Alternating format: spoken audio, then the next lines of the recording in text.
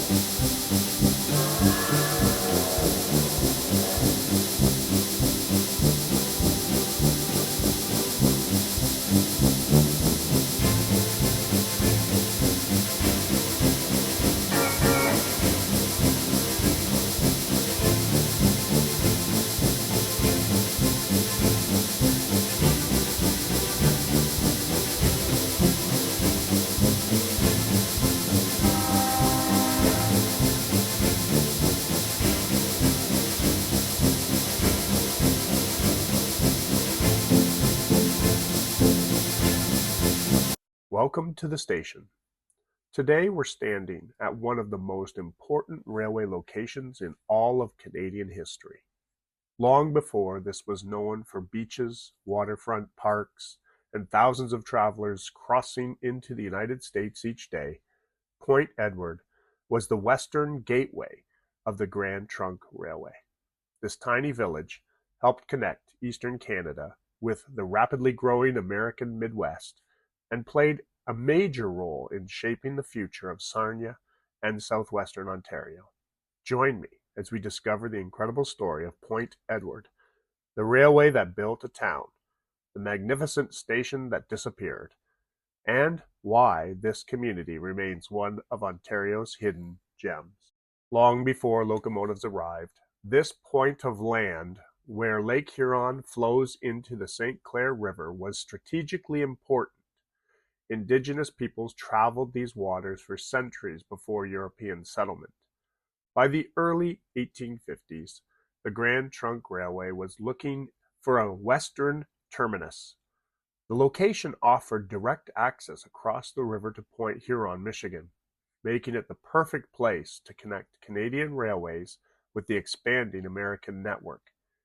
In 1853, Point Edward was selected as the Canadian terminus of the Grand Trunk Railway, a decision that would transform the village almost overnight. When the railway finally reached Point Edward in November of 1859, it wasn't just another station, it was one of the Grand Trunk Railway's most impressive buildings west of Toronto. Imagine arriving here in the 1860s. Instead of today's customs, plazas, and highway traffic, passengers stepped off elegant trains beside an enormous three-story white brick station hotel stretching nearly 200 feet along the waterfront. Inside were first and second class waiting rooms, dining facilities, a telegraph office, customs offices, sleeping accommodations, apartments for the station master and his family. Travelers could spend the night before boarding ferry boats that carried entire railway cars across the St. Clair River to Port Huron, continuing their journey toward Chicago and beyond. The railway didn't simply stop here, it created an entire community. Nearly everyone in Point Edward either worked for the Grand Trunk or supported railway families. Engine crews, telegraph operators, station staff, customs officials, dock workers, hotel employees. The village quickly became what historians describe as a company town. Population grew rapidly, businesses flourished, and Point Edward became one of the busiest transportation hubs in Canada. Disaster struck in September 1871. A barrel of hot ashes accidentally ignited the hotel station. Within minutes, strong winds off Lake Huron spread the flames throughout the massive wooden structure. Although much of the building was destroyed, the Grand Trunk believed Point Edward remained too important to abandon. The station was rebuilt the following year at a cost of approximately $20,000, a tremendous investment for the era, and continued serving passengers for another 2 decades. Then came one of the biggest turning points in Canadian railway history. In 1891, the St. Clair Tunnel opened beneath the river. Instead of loading trains onto ferries, locomotives could now travel directly underneath the St. Clair River into Michigan. It was a remarkable engineering achievement, but it completely changed Point Edward. Railway operations shifted south to the new tunnel station in Sarnia. Hundreds of railway workers relocated, businesses closed, and within a decade, nearly two-thirds of Point Edward's population had disappeared. The railway that had created the village had effectively moved on. Although the Grand Station no longer exists, the railway's influence remains everywhere.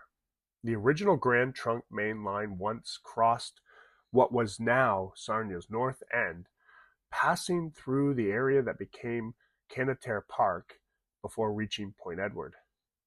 Today's Heritage Via Rail Station in Sarnia exists because of the tunnel that redirected railway traffic more than 130 years ago.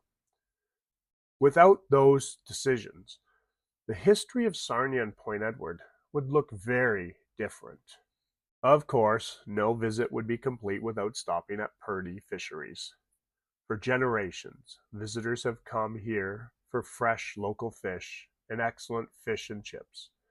Whether you choose perch, pickerel, or another local favorite, it's become a part of the Point Edward experience and a tradition for many families visiting the waterfront. Fortunately, Point Edward reinvented itself. Today, it's one of Southwestern Ontario's most beautiful waterfront communities. One of the first places you should visit is Canatara Beach and Park. This beautiful park offers sandy beaches on Lake Huron, forested walking trails, playgrounds, picnic areas, and the beloved children's animal farm that generations of local families have enjoyed. It has become one of the region's premier outdoor destinations. Nearby, you'll also find Point Edward Front Range Lighthouse, reminding visitors of the area's rich maritime history. The waterfront itself offers spectacular views of Lake Huron, the St. Clair River, passing freighters, and the International Shipping Channel. Watching enormous lake freighters navigate these waters is an attraction all by itself. While you're in the area, be sure to enjoy the Blue Water Bridge Park for incredible bridge views, Waterfront Park overlooking the St. Clair River, the Blue Water Bridge itself, one of Canada's busiest international crossings, downtown Sarnia, just minutes away with its waterfront museums, restaurants, and marinas. Together, they make Point Edward and Sarnia one of Ontario's most enjoyable waterfront destinations. Here today, it's difficult to imagine locomotives, steam whistles, railway ferries, and thousands of passengers filling this waterfront.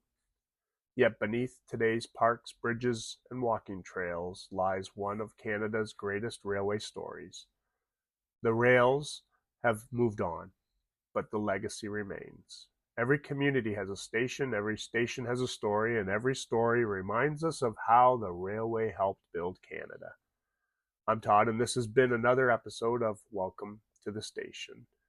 If you enjoyed this journey into Point Edward's railway history, be sure to like, subscribe, and join our next time as we discover another community shaped by the iron rails. Until next time, we'll see you at the station.